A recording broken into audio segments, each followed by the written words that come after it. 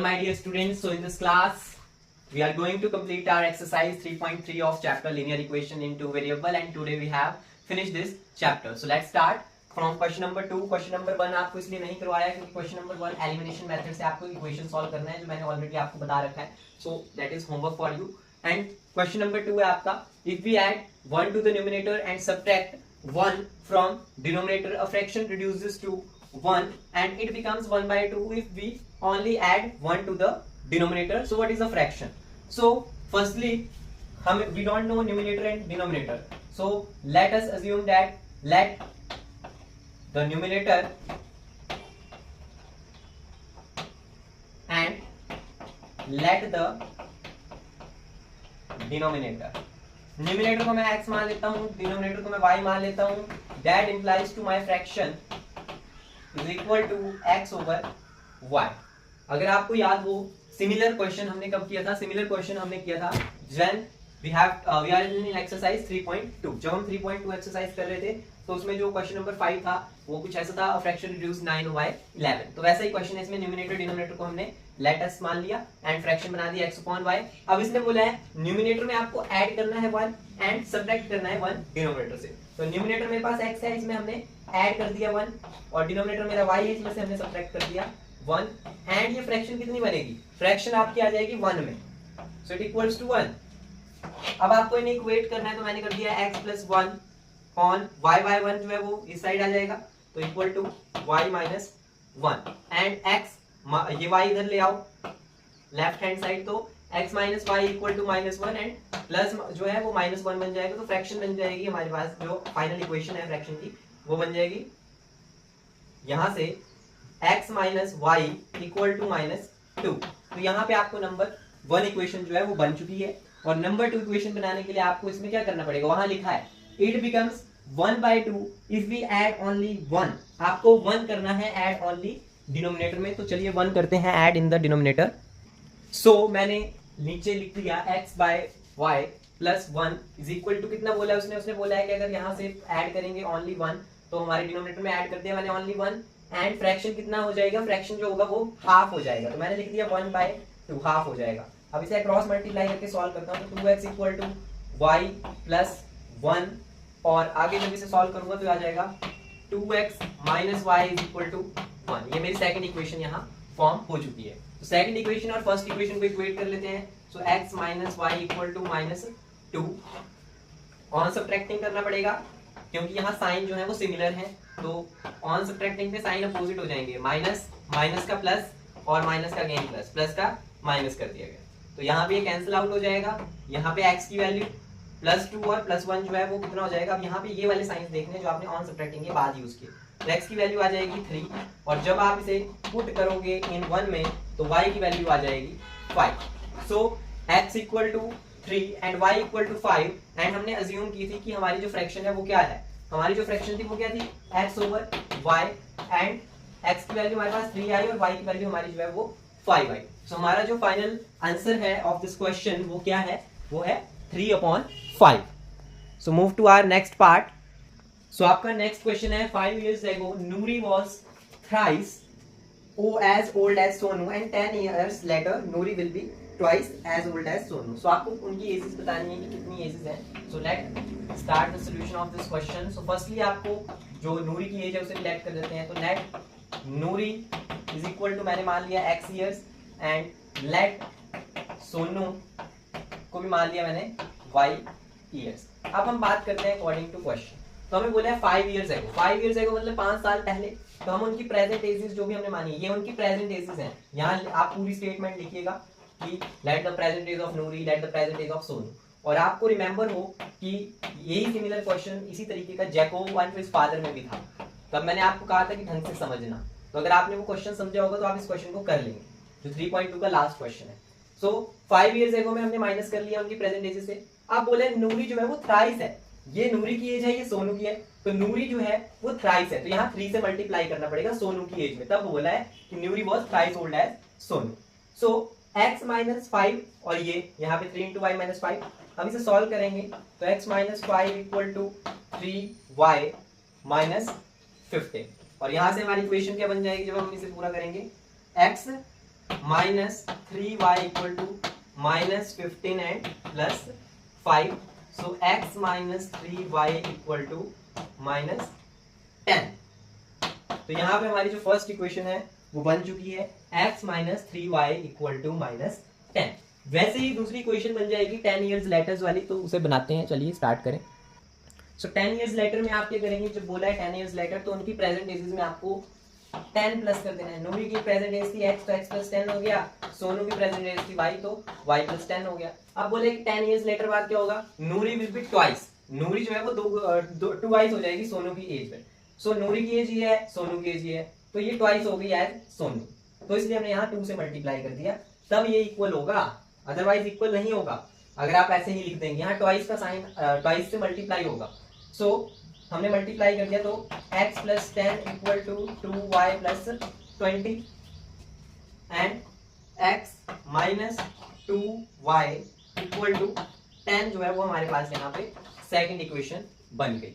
अब हमें इन्हें इक्वेट करना है एंड एक्स वाई की वैल्यू निकालनी है. एलिमिनेशन आप सभी को आता है, तो जब आप यहाँ एलिमिनेशन करेंगे तो आपके पास क्या आंसर्स आएंगे देखते हैं. तो फर्स्ट इक्वेशन लिखी मैंने, x minus 3y equal to minus 10.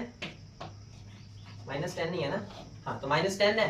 अब यहाँ पे ये कट कुछ नहीं रहा, ना x कट रहा ना y कट रहा प्रॉपर्ली, तो मैंने ऑन सब्ट्रैक्टिंग कर लिया. और जब मैंने ऑन सब्ट्रैक्टिंग किया तो यहाँ मेरे साइंस जो है वो अपोजिट हो जाएंगे. माइनस x बन जाएगा पॉजिटिव x का, माइनस 3y पे पॉजिटिव आ जाएगा एंड इस माइनस 10 पे अगेन पॉजिटिव साइन आ जाएगा. तो ये कैंसिल आउट हो जाएगा. यहाँ पे आपका 3y प्लस का है, ऊपर माइनस का 2y है. सो y इक्वल टू पॉजिटिव और पॉजिटिव जो है 20. तो y की वैल्यू मेरे पास 20 आ चुकी है. x की वैल्यू मैं निकाल सकता हूँ जब मैं इसे पुट कर दूं 1 में या 2 में. तो जब मैं इसे पुट करूंगा तो मेरे पास x की वैल्यू जो है वो कितनी आएगी, x की वैल्यू आ जाएगी 30. सॉरी, x की वैल्यू 30 नहीं आएगी, x की वैल्यू आएगी 50. मैंने ऐसे ही पुट कर लिया मन में, लेकिन आपको सॉल्व करके बताना है कि आपने पुट कहाँ किया और इसका जो वैल्यू है वो कहाँ आया. सो नूरी की एज 50 ईयर्स होगी एंड सोनू की एज जो होगी वो 20 ईयर्स होगी. नूरी की एज कितनी बताई, 50 ईयर्स, एंड सोनू की जो एज है वो कितनी बताई, वो बताई आपको 20 ईयर्स, जो हमने x एंड y में कंसीडर की थी. नाउ पार्ट 3 को स्टार्ट करते हैं आपके. तो पार्ट 3 जो है आपका वो लिखा है the sum of the digits of a 2 digit number is 9.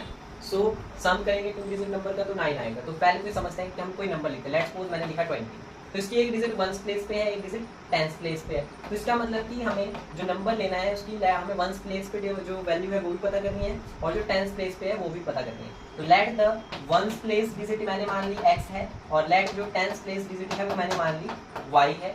Therefore जो नंबर बनेगा वो क्या बनेगा, इक्वल टू yx बन जाएगा, क्योंकि y जो है वो 10th पोजीशन है एंड x जो है वो 1st पोजीशन है.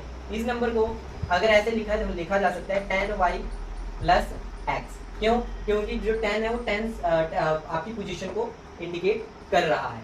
और उसके बाद जो आपका उन्होंने बोला है कि आपकी जो सम है वो कितना आ जाएगा, उन्होंने लिखा था यहाँ sum of the digits of 2 digit number is 9. तो 9 सम आ रहा है, तो x प्लस y का कितना सम आएगा, 9 सम आएगा. तो ये हो गया. उसके बाद इन्होंने बोला है also 9 times of this number. तो नंबर जो है वो तो ये था, अब 9 टाइम्स कर दो. तो 9 times of this number 9 into 10y plus x हो जाएगा एंड 2 टाइम्स करना है, ट्वाइस करना है the number obtaining by reverse. तो रिवर्स करना है भाई नंबर को रिवर्स कैसे करेंगे, तो नंबर को रिवर्स करने के लिए आपको 10x बना दिया जाएगा और y को अलग कर दिया जाएगा.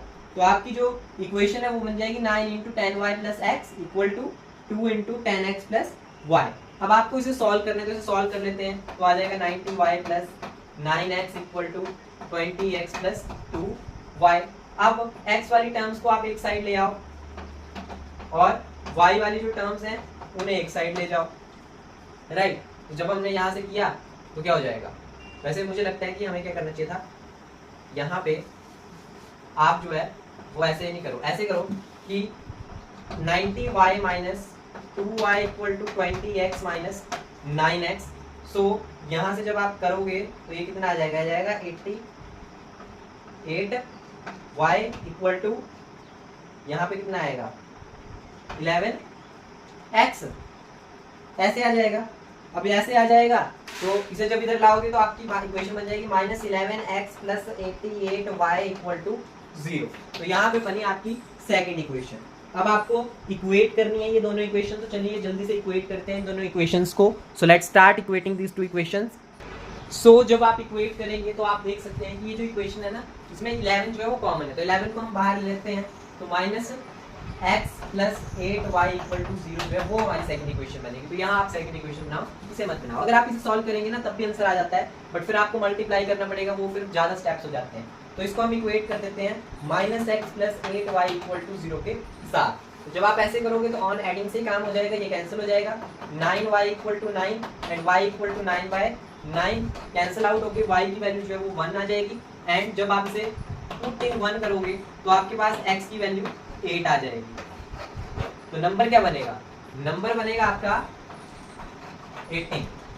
तो आप लास्ट में लिख भी सकते हैं देयरफॉर द नंबर इज 18। तो नंबर हमारे पास 18 आ गया। स्टार्ट करते हैं पार्ट नंबर 4। पार्ट नंबर 4 में आपको क्वेश्चन सीधा सा है कि मीना जो है वो बैंक जाती है, बैंक में उसे 2000 रुपीज़ जो है वो विड्रॉल करने हैं, एंड वो कैशियर को बोलते हैं कि उसे 50 रुपीज़ और 50 रुपीज़ और 100 रुपीज़ के ही नोट्स चाहिए। तो मीना को टोटल नोट्स जो है वो 25 नोट्स मिले। तो आपको बताना है कि उसमें कितने नंबर ऑफ नोट्स जो है वो 50 के हैं और कितने नंबर ऑफ नोट्स जो है वो 100 के हैं। तो हमने फर्स्टली जो हमसे पूछा गया है कि 50 रुपीज़ के नोट्स कितने हैं, 100 रुपीज़ के नोट्स कौन है, उन्हें हमने एक्स वाई में कंसिडर कर दिया एंड टोटल मनी लिख लिया। अब मैं अकॉर्डिंग टू क्वेश्चन जब बात करूँगा तो मुझे पता है कि एक्स प्लस वाई जो है वो क्या है, नोट्स है।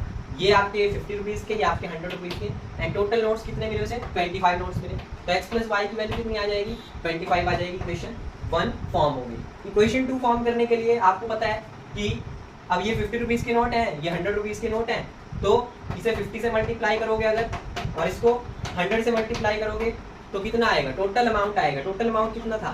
2000 रुपीज़। तो सेकंड इक्वेशन बन जाएगी। अब ये इक्वेशन जो है ये आपस में जो है वो सिमिलर नहीं है अगर आप ढंग से देखो। तो आपको इक्वेशन 1 को मल्टीप्लाई करना पड़ेगा यहाँ 100 से। आप 100 से यहाँ ऊपर कर दोगे, नीचे 100 से हुआ ही है, तो ऊपर जो है वो बन जाएगी 50x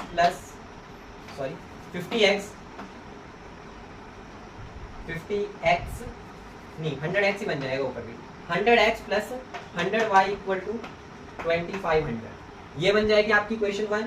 और इक्वेशन 2 आप वैसे लिख दो 50x प्लस 100y और 2000। यहाँ आप ऑन सब्ट्रैक्टिंग करोगे, माइनस माइनस माइनस यहाँ कैंसिल हो जाएगा 100, और यहाँ पे आपके पास 50 बचेगा, 50x, और यहाँ पे भी ये कैंसिल होके यहाँ पे भी आपके पास 500 बचेगा। तो 50x इक्वल टू 500 बच गया हमारे पास। तो जब आप 50x इक्वल टू 500 को सॉल्व करेंगे तो x की वैल्यू कितनी आएगी? 500 आएगी, आ जाएगी। यहाँ 50 था, तो 10 नोट्स जो है वो आपके पास जो है वो x के हैं। x के हैं मतलब 50 रुपीज़ के हैं जो हमने कंसीडर किए थे। तो 10 नोट्स आपके पास 50 रुपीज़ के हैं, और इसी वैल्यू को जो x की निकाली आपने 10, इस वैल्यू को जब आप पुट करोगे इन 1 या 2 में तो आपके पास y की वैल्यू आएगी। y की वैल्यू कितनी आ जाएगी? 15 आ जाएगी, राइट। अगर आपको लगे कि आपका आंसर कभी गलत है तो आप x और y की वैल्यूज को यहाँ पे पुट कर देख सकते हैं, तो आपको पूरा 2000 मिलेगा equal to. So move towards our last question of this exercise, a lending library. So जो आपकी लैंडिंग लाइब्रेरी है उसमें आपको फिक्स चार्ज के बारे में बात की गई है कि फिक्स चार्ज जो है वो उस लाइब्रेरी में लगता है। कब तक लगता है? फर्स्ट 3 डेज के लिए लगता है, एंड एक एडिशनल चार्ज भी लगता है। उसके बाद आप फॉर ईच डे के लिए जो एक्स्ट्रा ईच डे के लिए लग रहा है। और सरिता और सूजी की बात की गई है कि सरिता ने 27 रुपीज़ दिए जब उसने 7 डे उस लाइब्रेरी में गई, एंड सूजी जो है उसने 21 रुपीज़ दिए जब वो 5 डेज थे। तो सबसे पहले जो हमारे इसका अगर मैं सोल्यूशन लिखूं तो सोल्यूशन में सबसे पहले आपको बताया है कि जो चीज़ें हमसे पूछी होती हैं वही हमें एक्स वाई में कैटेगराइज कर देते हैं। तो लेट जो आपका लेट द फिक्स चार्ज उसे मैं एक्स रुपीज़ मान लेता हूँ, और लेट द जो आपका दूसरा चार्ज है चार्ज फॉर ईच डे उसे मैं वाई रुपीज़ मान लेता हूँ। अब हमारे पास केसेस बनेंगे अकॉर्डिंग टू क्वेश्चन। आ जाओ, तो हमारे पास केसेस बनेंगे। केस 1 में क्या हुआ? केस 1 ने आपकी जो आपकी सरिता है, तो उसमें केस क्या था? उसने 7 डेज की देखी, तो मैं ब्रैकेट में लिख लेता हूँ 7 डेज। अब उसने 7 डेज की अगर, तो क्या हुआ? x plus y equal to 27 rupees उसने पेड कर दिए हैं, ठीक है। सो 3 दिन तो उसका जो है वो चार्ज लगेगा, ये फिक्स चार्ज है, और तो ये लगेगा। और 4 दिन जो है वो जो 4 दिन बचेंगे उसमें उस पर वो चार्ज लगेगा, तो 4 से यहाँ मल्टीप्लाई होगा। फर्स्ट 3 डेज का चार्ज यहाँ ऑलरेडी लग चुका है, राइट। वैसे ही जब आप केस 2 बनाएंगे तो केस 2 में क्या होगा, 5 डेज है ना, 5 डेज है सूजी के, तो 5 डेज लगेंगे, तो again x plus y equal to 21 rupees है, तो यहाँ से ऐसी इक्वेशन बन जाएगी। अब इसके 5 डेज हैं, तो फर्स्ट 3 डेज पे तो फिक्स चार्ज है, बचे कितने दिन, 2 दिन, तो जो 2 दिन बचे, 2 डेज बचे, वो आपके y में आ जाएंगे, इसलिए यहाँ पे हमने 4y और 2y लिखा है, कितने डेज पे उन्हें चार्ज लगेगा, क्योंकि 3 डेज पे तो यहाँ लग रहा है, तो 3 दिन ये हो जाएंगे, और जो बचेगा चार्ज वो यहाँ 4 या 3 या जितने नंबर ऑफ डेज बचेंगे वो यहाँ मल्टीप्लाई होंगे। तो इक्वेशन 1 एंड इक्वेशन 2 जो है वो फॉर्म हो चुकी है। अब यहाँ पे आपके लिए होमवर्क है कि आप इन्हें एलिमिनेशन मेथड से सॉल्व कीजिए। तो जब आप इसे सॉल्व करेंगे तो आपके पास जो फिक्स्ड चार्ज है, जो फिक्स चार्ज है उसकी वैल्यू जो है वो कितनी आ जाएगी, 15 आ जाएगी, जो फिक्स चार्ज है 15 रुपीज, और जो आपका चार्ज पर ईच डे लग रहा है उसकी वैल्यू जो है वो 3 रुपीज आ जाएगी। तो ये आपके इनके आंसर हो जाएंगे। इक्वेशंस मैंने आपको लास्ट पार्ट में बना के दे दी हैं, आपको बस ये सॉल्व करनी है, जैसे हम पहले भी हमने बहुत से क्वेश्चंस में की।